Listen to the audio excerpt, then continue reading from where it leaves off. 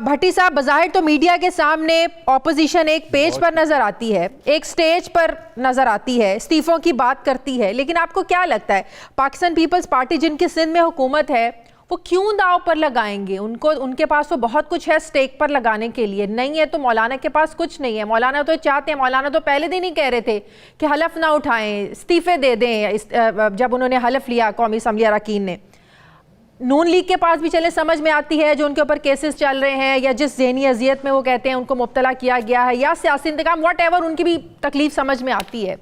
आपको लगता है पीपल्स पार्टी इस्तीफे देगी, इतना बड़ा जो ऑप्शन है इसको इस्तेमाल करेगी, सिंध हुकूमत छोड़नी पड़ेगी उन्हें? देखिए, पहली बात तो ये है कि अल्लाह की शान देखें कि पीडीएम कह रही है, पीडीएम जो 11 जमाती इत्तेहाद है वो कह रहा है कि हम, यानी मैं इसको इस 11 जमाती इत्तेहाद को समझता हूँ आल बचाओ, माल बचाओ और खाल बचाओ। ये जो इत्तेहाद है या ये मूवमेंट है ये कह रही है कि हम निज़ाम बदलेंगे। अल्लाह की शान देखें कि अगर निज़ाम बदल गया तो ये खुद कैसे ज़िंदा रहेंगे?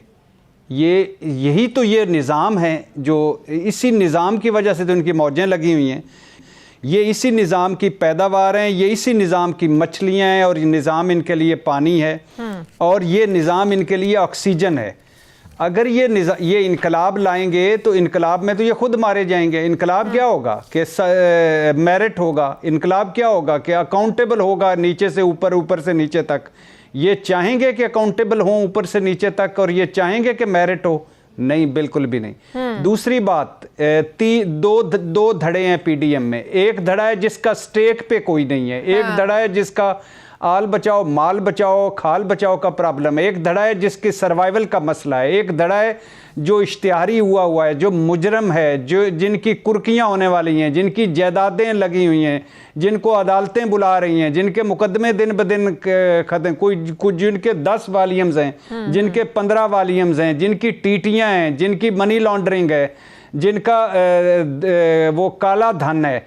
एक निज़ाम वो है, उस निज़ाम में कौन है? यानी उस निज़ाम में आप मौलाना साहब वो हैं जिनका कोई स्टेक नहीं है, ना असम्बली में, ना असम्बली के बाहर, ना कश्मीर कमेटी, ना इक़्तिदार, ना कुछ और वो खुद को हमला कर सकते हैं इस निज़ाम पर। दूसरे कौन है? नवाज शरीफ साहब, वीडियो लिंक की कायद। वो क्या कहते हैं, वो उनका क्या ख्याल है? क्योंकि इश्तिहारी हो चुके हैं, मुजरम हैं, उनकी सर्वाइवल का मसला है। और तीसरी हैं मरियम नवाज़, जिनका अगेन कोई नहीं, दोनों माम बेटी नायल हैं, दोनों की सर्वाइवल इसमें है कि इमरान खान घर जाए और उसके बाद इलेक्शन हो, हम दोबारा असम्बली में मेजॉरिटी के साथ आएं और नाहिलियत में बदले और हम फिर इक़्तिदार में आ जाएंगे, लोग इनको चुनेंगे। ये खाम ख्याली है, खुशफहमी है, ये क्या कॉन्फिडेंस है नए इंतखाबात का? ये मेरी कौम का टैलेंट है जिसको आप जमहूरियत कहते हैं ना, ये उस जमहूरियत का हुस्न है, ये उस जमहूरियत का इंतकाम है। अवाम, ये हमारी एलीट जमहूरियत की जीम को भी नहीं जानती। यहाँ वो कोई कह दे कि मेरे असासे ज़राए आमदन से ज़्यादा हैं, फ़ख्रिया पेशकश। यहाँ कोई कह दे कि चेयरमैन नैब की क्या मजाल, फ़ख्रिया पेशकश। न यहाँ कोई कह दे खाता है तो लगाता है, फ़ख्रिया पेशकश। यहाँ कोई टीटियां निकल आए, करप्शन कोई मसला नहीं, अखलाकियात कोई मसला नहीं, वो वज़ीर आज़म, यहाँ खाना पीना कोई मसला नहीं। जो किसी तकरीर में, किसी जलसे में ऑपोजिशन पर तनकीद करना, पीपल्स पार्टी हो, मौलाना हो, नून लीग हो, तनकीद करना भूलते नहीं। पिछले 2 दिन से हम देख रहे हैं वो डायलॉग की बात कर रहे हैं, एनआरओ की भी बात करें, लेकिन वो प्राइम मिनिस्टर जो अपोजिशन के साथ असम्बली में बात करना, उन पर तनकीद होती कि आप तो हाथ मिलाना पसंद नहीं करते, वो 2 दिन से डायलॉग की बात कर रहे हैं। क्या समझा जाए? वज़ीर आज़म जो माहौल बन रहा है इसकी नज़ाकत को समझ गए हैं, उन्हें लग रहा है कि हालात ख़राब हो सकते हैं, इसलिए कल भी उन्होंने डायलॉग की बात की, आज भी डायलॉग की बात की, लेकिन देर कर दी क्या? वो पहला सवाल वो रह गया था, उसमें यह था कि एक धड़े में जिसका कुछ स्टेक पे नहीं है, मरियम नवाज़, नवाज शरीफ, मौलाना। दूसरा धड़ा वो है जो हम नवा हैं और हम नवा, और तीसरा धड़ा है गुलाम दर गुलाम दर गुलाम। और चौथा है पीपल्स पार्टी। पीपल्स पार्टी जिस दिन सिंध छोड़ेगी, सिंध में ईद का समा होगा।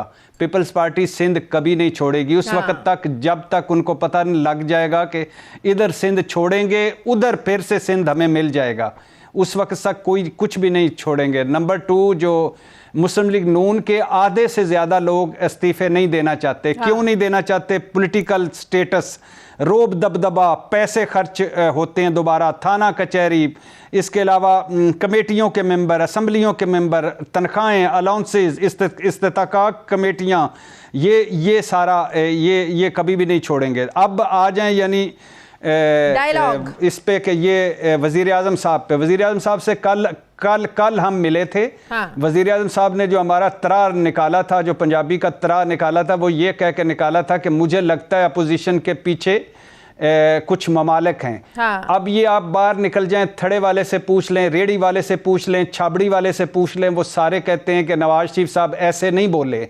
नवाज शरीफ साहब ऐसे नहीं बरतानिया में बैठे हुए, UAE ने हम पे ऐसे नहीं वीज़ा पाबंदी लगाई, सऊदी अरब ऐसे नहीं हमसे पैसे वापस मांग रहा। कुछ ना कुछ है, कुछ ना कुछ पीछे है, या ये गवादर है, या ये सी पैक है, या हम चाइना कैंप में जा रहे हैं, या हमारी तुर्की से मोहब्बत, या हमारा शाह महमूद कुरैशी का बयान, या अर्तुरुल ड्रामा, या वगैरह वगैरह।